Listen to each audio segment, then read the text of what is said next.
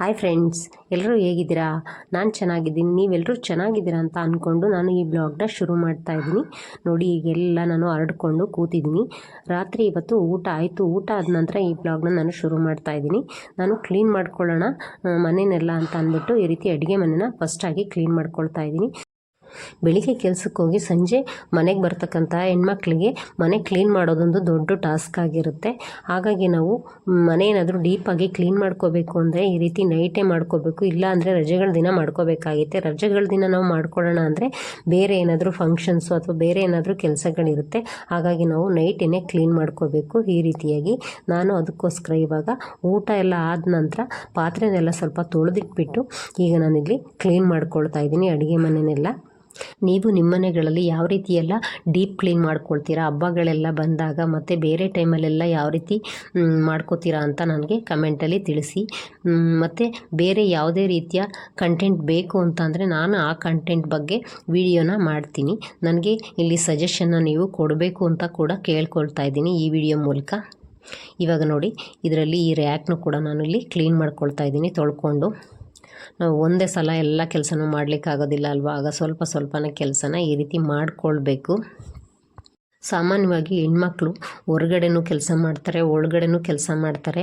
ಮನೇಲಿರ್ತಕ್ಕಂತಹ ಬೇರೆ ಜನಗಳು ಕೂಡ ಅವ್ರಿಗೆ ಹೆಲ್ಪ್ ಮಾಡಬೇಕು ಅನ್ನೋ ಮನಸ್ಥಿತಿ ಕೂಡ ಅವ್ರಿಗೆ ಇರೋದಿಲ್ಲ. ಹಾಗಾಗಿ ಅವ್ರು ಯಾರಿಗೆ ಹೇಳೋಕ್ಕಾಗುತ್ತೆ ಹೇಳಿ ಕಷ್ಟನ? ತಮ್ಮ ಕೆಲಸನ ತಾವೇ ಬಾಯಿ ಮುಚ್ಕೊಂಡು ಮಾಡಿಕೊಳ್ಬೇಕು ಅಂತ ಕೆಲವೊಂದು ಮನೆಗಳಿದ್ದಾವೆ. ಕೆಲವು ಮನೆಗಳಲ್ಲಿ ಹೆಲ್ಪ್ನ ಮಾಡ್ತಾರೆ, ಇಲ್ಲ ಅಂತ ನಾನು ಹೇಳೋದಿಲ್ಲ. ಆದರೆ ಕೆಲವು ಮನೆಗಳಲ್ಲಿ ಮಾತ್ರ ಹೆಲ್ಪ್ನ ಮಾಡೋದೇ ಇಲ್ಲ. ಅವರೊಬ್ಬಳೇ ಕೂಡ ಮನೆ ಸೊಸೆ, ಅವಳು ಕೆಲಸ ಮಾಡಲಿ ಅನ್ನೋ ಥರ ಅವಳನ್ನ ಟ್ರೀಟ್ ಮಾಡ್ತಾರೆ. ಒಂದು ರೀತಿ ಕೆಲಸದ ಆಳು ಥರ ಟ್ರೀಟ್ ಮಾಡ್ತಾರೆ. ನಾನು ಕೆಲವು ಮನೆಗಳಲ್ಲಿ ನೋಡಿದ್ದೀನಿ. ಇವಾಗ ಅದನ್ನೆಲ್ಲ ಕ್ಲೀನ್ ಮಾಡಿ ನಾನು ಜೋಡಿಸಿ ಇಟ್ಕೊಂಡಿದ್ದೀನಿ. ನಂತರ ಎಲ್ಲ ಕೆಲಸ ಮುಗಿದ ನಂತರ ನಾನು ಸ್ಟವ್ನು ಕೂಡ ಈ ರೀತಿ ಕ್ಲೀನ್ ಮಾಡ್ಕೊಳ್ತೀನಿ.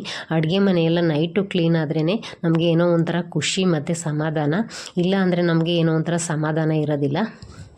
ಹಾಗಾಗಿ ಎಲ್ಲ ಪಾತ್ರೆ ಎಲ್ಲ ತೊಳ್ಕೊಂಡು ನೈಟೇ ಈ ರೀತಿ ಎಲ್ಲ ಅಡುಗೆ ಮನೆಯೆಲ್ಲ ಕ್ಲೀನ್ ಮಾಡ್ಕೊಳ್ತೀನಿ. ಇವತ್ತು ಅಂತ ಅಲ್ಲ, ಹಬ್ಬಕ್ಕೆ ಅಂತ ಅಲ್ಲ, ಬೇರೆ ದಿನ ಕೂಡ ನಾನು ಇದೇ ರೀತಿ ಕ್ಲೀನ್ ಮಾಡ್ಕೊಳ್ತೀನಿ.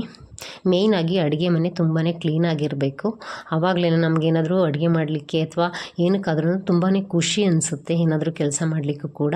ಈಗ ಪಾತ್ರೆ ಎಲ್ಲ ತೊಳೆದಿರೋ ಪಾತ್ರೆನೆಲ್ಲ ಕೂಡ ಜೋಡಿಸ್ಕೊತಾ ಇದ್ದೀನಿ. ನೀವು ಯಾರೆಲ್ಲ ಈ ರೀತಿ ಕೆಲಸಗಳನ್ನ ಮಾಡ್ತೀರಾ ಮತ್ತು ಯಾವ ರೀತಿ ಮಾಡ್ತೀರಾ ಅಂತ ನನಗೆ ತಿಳಿಸಿ. ಮುಂದಿನ ವಿಡಿಯೋದಲ್ಲಿ ನಿಮಗೆ ಒಳ್ಳೆ ಕಂಟೆಂಟ್ನ ಕೊಡಬೇಕು ಅಂತ ನಾನು ಅಂದ್ಕೊಂಡಿದ್ದೀನಿ. ನಿಮಗೆ ಯಾವ ರೀತಿ ಕಂಟೆಂಟ್ ಇಷ್ಟ ಅಥವಾ ಯಾವ ರೀತಿ ಕಂಟೆಂಟ್ ಬೇಕು ಅಂತ ಹೇಳಿದ್ರೆ ನಾನು ಅದನ್ನು ಮಾಡ್ತೀನಿ.